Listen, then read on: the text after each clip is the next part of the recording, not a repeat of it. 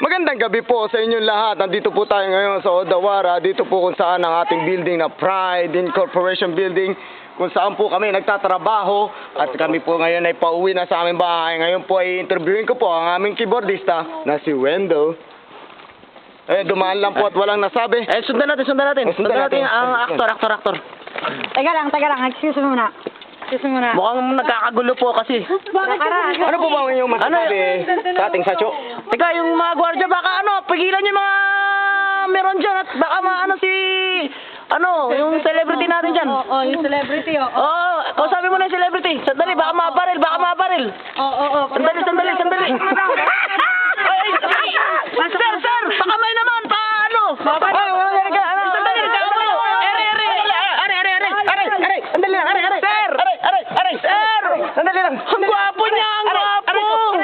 Sandali lang. Ang gwapo niya! Alis na sila! Asan na ba? Asan na? Aray. I love you! Nasaan na? Para yung camera yan mo.